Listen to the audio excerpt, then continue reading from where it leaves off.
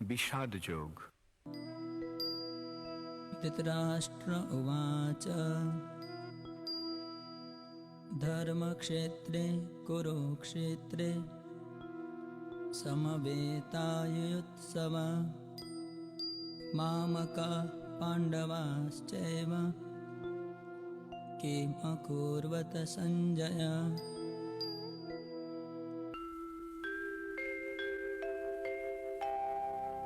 ধর্মক্ষেত্রে কুরুক্ষেত্রে হইয়া একত্র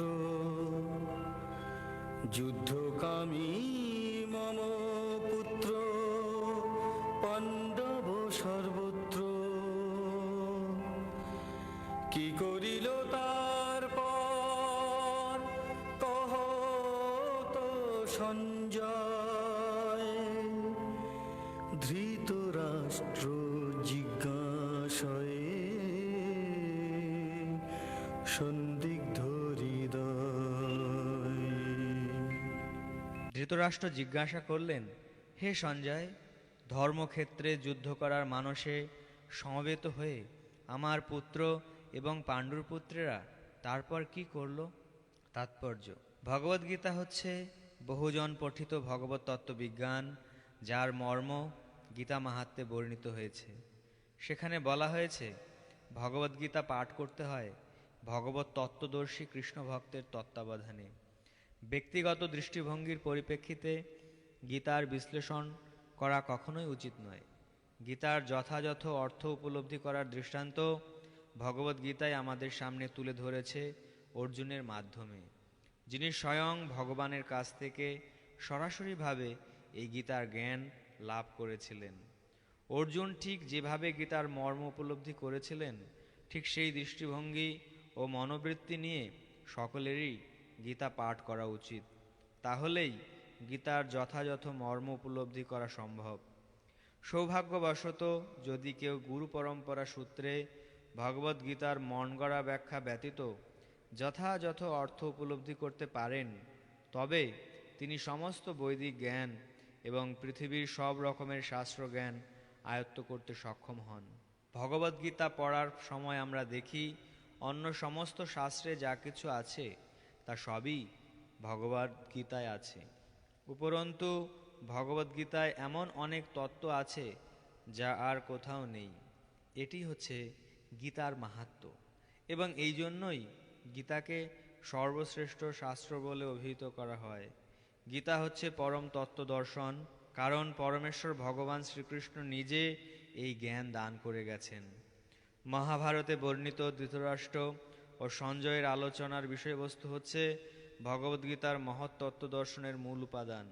এখানে আমরা জানতে পারি যে এই মহৎ তত্ত্ব দর্শন প্রকাশিত হয়েছিল কুরুক্ষেত্রের রণাঙ্গনে, যা সুপ্রাচীন বৈদিক সভ্যতার সময় থেকেই পবিত্র তীর্থস্থান রূপে খ্যাত। ভগবান যখন মানুষের উদ্ধারের জন্য এই পৃথিবীতে অবতরণ করেছিলেন, তখন এই পবিত্র তীর্থস্থানে তিনি নিজে পরম তত্ত্ব সমন্বিত এই গীতা দান করেন।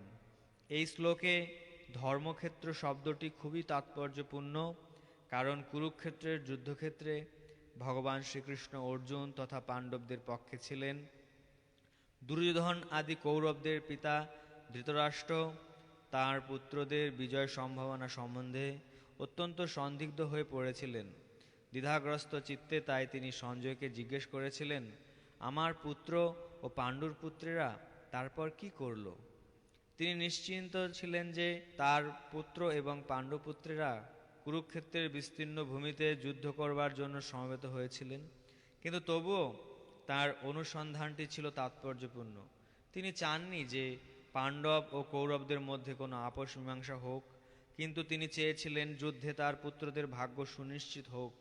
তার কারণ হচ্ছে কুরুক্ষেত্রের পুণ্যতীর্থে এই যুদ্ধের আয়োজন হয়েছিল। বেদে বলা হয়েছে কুরুক্ষেত্র হচ্ছে অতি পবিত্র স্থান, যা দেবতারাও পূজা করে থাকেন। তাই ধৃতরাষ্ট্র এই যুদ্ধের ফলাফলের উপর এই পবিত্র স্থানের প্রভাব সম্বন্ধে শঙ্কাকুল হয়ে পড়েছিলেন। তিনি খুব ভালোভাবে জানতেন যে অর্জুন এবং পাণ্ডুর অন্যান্য পুত্রদের উপর এই পবিত্র স্থানের মঙ্গলময় প্রভাব সঞ্চারিত হবে, কারণ তারা সকলেই ছিলেন অত্যন্ত ধর্মপরায়ণ। সঞ্জয় ছিলেন ব্যাসদেবের শিষ্য, তাই ব্যাসদেবের আশীর্বাদে তিনি দিব্য চক্ষু প্রাপ্ত হন, যার ফলে তিনি ঘরে বসেও কুরুক্ষেত্রের সমস্ত ঘটনা দেখতে পাচ্ছিলেন। তাই ধৃতরাষ্ট্র তাকে যুদ্ধক্ষেত্রের পরিস্থিতি সম্পর্কে জিজ্ঞাসা করেন। পাণ্ডবেরা এবং ধৃতরাষ্ট্রের পুত্রেরা ছিলেন একই বংশজাত, কিন্তু ধৃতরাষ্ট্রের মনোভাব এখানে প্রকাশ পেয়েছে। তিনি কেবল তার পুত্রদেরই কৌরব বলে গণ্য করে পাণ্ডুর পুত্রদের বংশগত উত্তরাধিকার থেকে বঞ্চিত করেছেন। এভাবে ভ্রাতুষ্পুত্র বা পাণ্ডুর পুত্রদের সঙ্গে সম্পর্কের মাধ্যমেই ধৃতরাষ্ট্রের বিশেষ দৃষ্টিভঙ্গি হৃদয়ঙ্গম করা যায়। ধান খেতে যেমন আগাছাগুলি তুলে ফেলে দেওয়া হয়, তেমনি ভগবদ্গীতার সূচনা থেকেই আমরা দেখতে পাচ্ছি কুরুক্ষেত্রের রণাঙ্গনে ধর্মের প্রবর্তক ভগবান স্বয়ং উপস্থিত থেকে ধৃতরাষ্ট্রের পাপিষ্ঠ পুত্রদের সমূলে উৎপাটিত করে ধার্মিক যুধিষ্ঠিরের নেতৃত্বে ধর্মপরায়ণ মহাত্মাদের পুনঃপ্রতিষ্ঠা করবার আয়োজন করেছেন। বৈদিক এবং ঐতিহাসিক গুরুত্ব ছাড়াও সমগ্র গীতার তত্ত্বদর্শনের পরিপ্রেক্ষিতে ধর্মক্ষেত্রে ও কুরুক্ষেত্রে এই শব্দ দুটি ব্যবহারের তাৎপর্য বুঝতে পারা যায়।